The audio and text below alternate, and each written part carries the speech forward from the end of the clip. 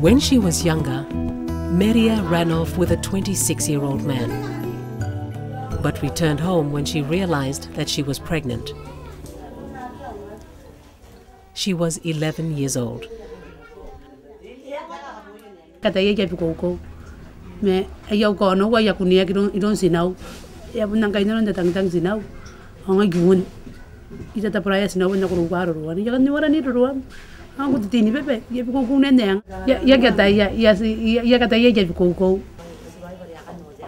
After giving birth a second time, Maria had to leave home.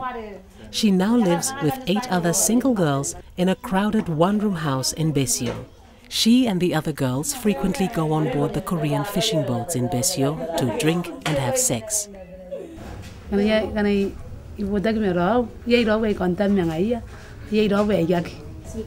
Maria is one of many teenage Pacific Islanders who have not been reached by reproductive health messages, despite nearly 30 years of efforts to get the message of family planning to the public.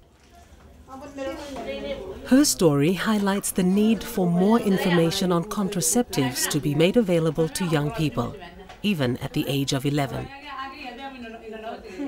There is a clear need to reposition family planning efforts to reach those members of Pacific society, like Maria, who seem to have fallen through the gaps in reproductive health services. The need for repositioning family planning is evident in 4 major indicators, which are quite low here in the Pacific. The first indicator is the unmet need for family planning. This unmet need for family planning describes those people who want to use family planning but who are not able to because of social or cultural barriers, or because they don't have access because they live in remote rural areas or in urban poverty. It is these people whose need for information and services has not yet been met. Selina Timothy keeps a clean house. Every morning before 6, she feeds her 2 young children, sweeps out her landlord's house, and gathers firewood to cook her breakfast. She would like to work to earn needed money for her family, but with 2 young children, she can't. When I got a baby, I feel hard to look after it. See, the baby's work is hard. Selina was 15 when she fell pregnant the first time. In school, she and her friends didn't even know how girls became pregnant. We talk about it, but we don't know how we can get a baby. And when I stay with a man, and I know that the baby is like this. Some of her friends also became pregnant while still in school. After having 2 children, Selina learnt about family planning and began using it. It's to protect the women, not getting sex partner to have a child and just use it. Selina is only one of many young unmarried mothers in her settlement. Because of their lack of knowledge about reproductive health, these young women often find themselves with children before they're ready to look after them. If they had the information to make informed choices, young women like Selina could delay having children and complete their education. They could then be in a better position to earn money for their families. The second major indicator that family planning efforts need to improve is the attitude towards the use of contraceptives. The contraceptive prevalence rate is very low in the Pacific, and therefore we have to ensure that contraceptive is available and used by the people here in the Pacific.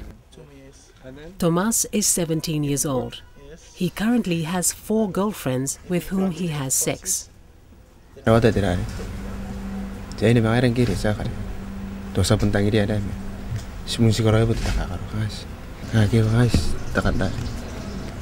Tomas has heard about sexually transmitted infections, but he doesn't worry much about them.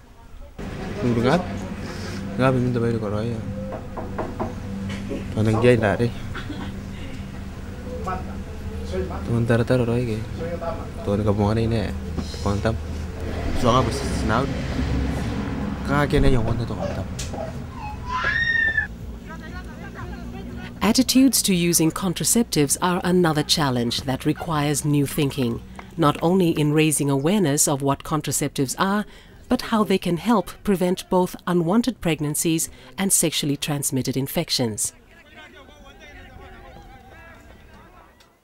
Puepuerere Tekeroi lives in the village of Abaukoro in North Tarawa.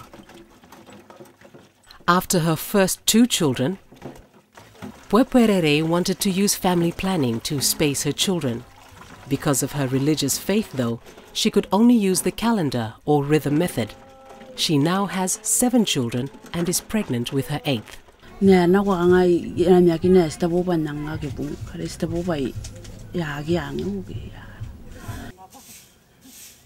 With 8 children, Puepuerere and her husband have difficulty in keeping their children in school.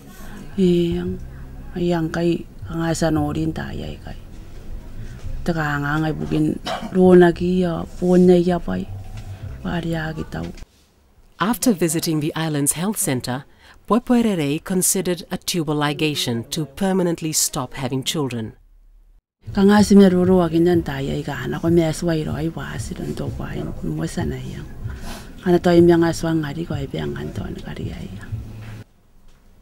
The third indicator that family planning is in need of repositioning is the high rate of teenage pregnancies. We see that in many island countries, the teenage pregnancy rate is high, largely because the young people either do not know how to protect themselves against unwanted pregnancy, or they do not have access to reproductive health and family planning services. The United Nations Population Fund, UNFPA, promotes the right of every woman, man and child to enjoy a life of health and equal opportunity. UNFPA strives to ensure that every pregnancy is wanted, every birth is safe, every young person is free of HIV and AIDS, and every girl and woman is treated with dignity and respect. As part of UNFPA's goal to reposition family planning efforts in the region, the organization is assisting island countries to reach those who have fallen through the gaps in previous family planning efforts.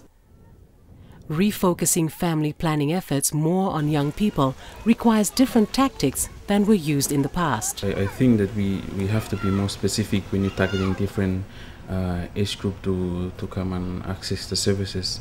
We have to work on and get the attitude to be geared towards helping them to access the services, not just getting to know that the services are there. Young people are often too shy to access services at hospitals and health centers. These services are usually run by older adults who can make young people feel uncomfortable to ask questions about reproductive health issues. Due to shortage of nurses, there's lots of mothers coming in, but the nurses don't have enough time to talk to them for this family planning, health education, and antenatals and all this. I think it's late when they come in because they're already pregnant. Instead of waiting for clients to visit doctors and nurses to ask about reproductive health, health providers have begun sending out young people to educate other young people. Called peer-to-peer education, it is an approach which is now used in many island countries.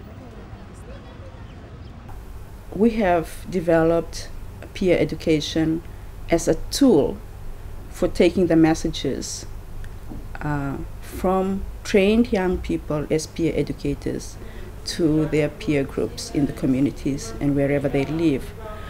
Peer educators are trained in answering the kinds of questions that young people might be embarrassed to ask someone who is not their own age. This includes training them in the proper way of using condoms. They have a common interest, common goals, and it takes a young person to know another young person. That's why we believe that they relate well with what's happening to another young person.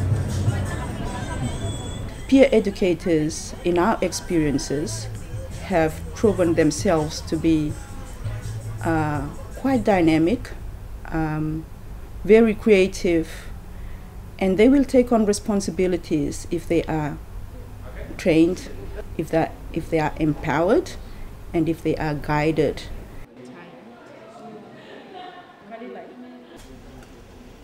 Vanuatu has 2 non-government organizations that do outreach programs to young people. The Vanuatu Family Health Association concentrates on sending its peer educators out to the rural areas.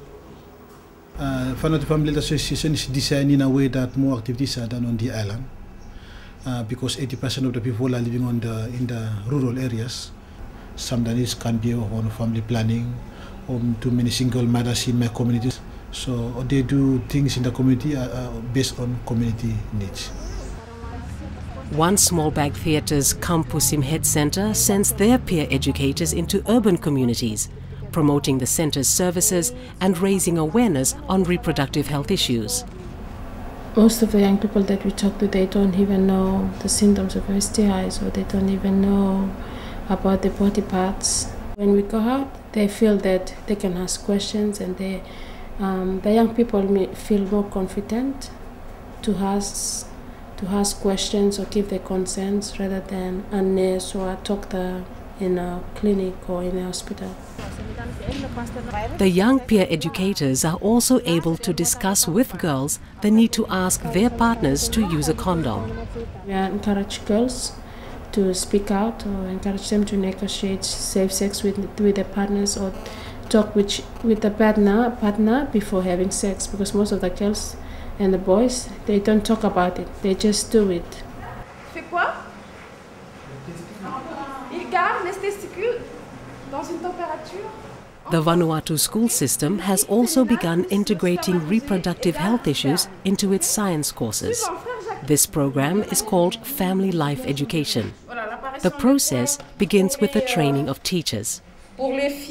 A long-term strategy to start young people thinking about family planning and other issues of reproductive health is to develop a school-based family life education whereby young people are informed about the issues of reproductive health at an early age. The teachers then use the same skills and techniques they have learned to teach their students. In this way, students teach each other with the knowledge they have gained from their own research. You don't have the chance to come to school and learn about that. It's good. We pass the information. Like we always say, information is power. It gives us the strength to make the choices. So that's really just to make sure that they have the confidence, because then they can pass the information to either boys or girls. Students now have the confidence to be able to talk about it to their friends without fear. Peer educators are also used in Kiribati to reach the large youth population there. One of the techniques they use is a live performance of plays and songs. These performances entertain the audience, but also get them to think about reproductive health issues as sensitive as abortion. They feel like we're in the same age, like peer, like we understand each other.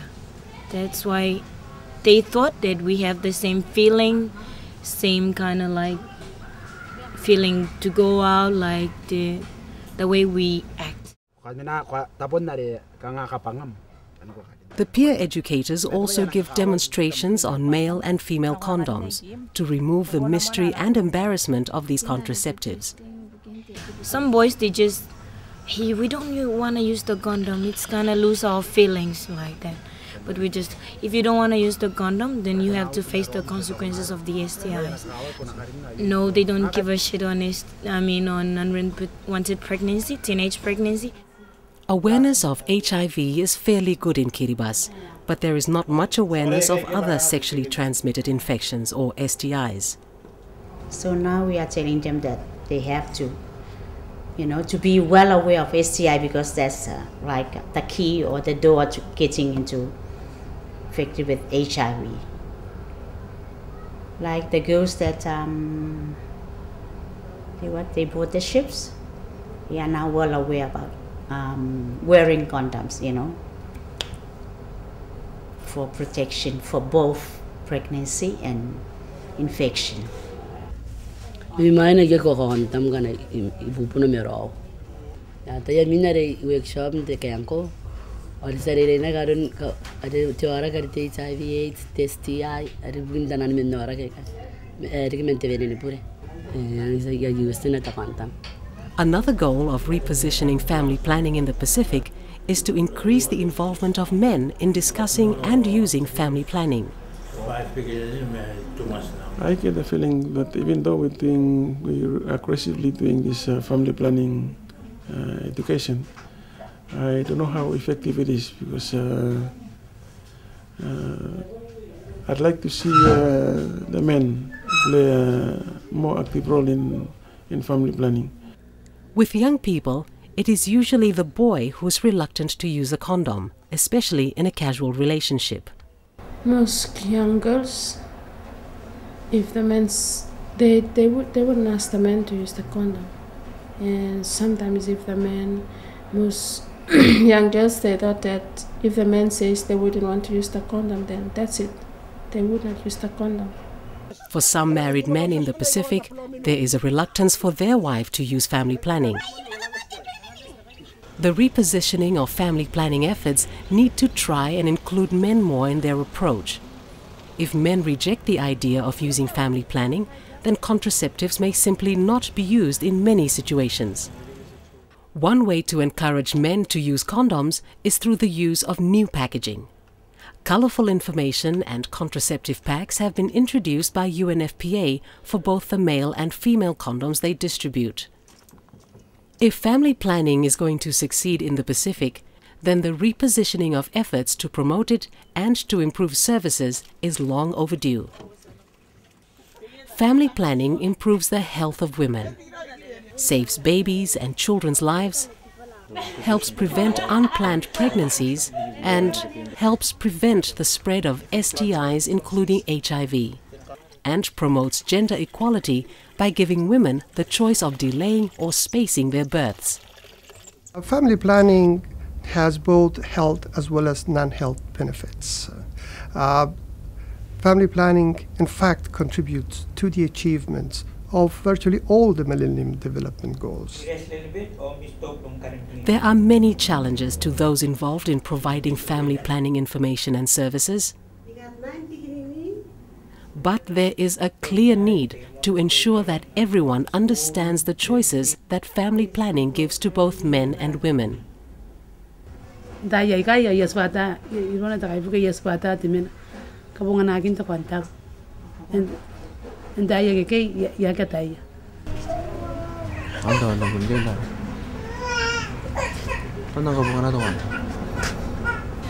get pregnant, I don't know how the baby is born.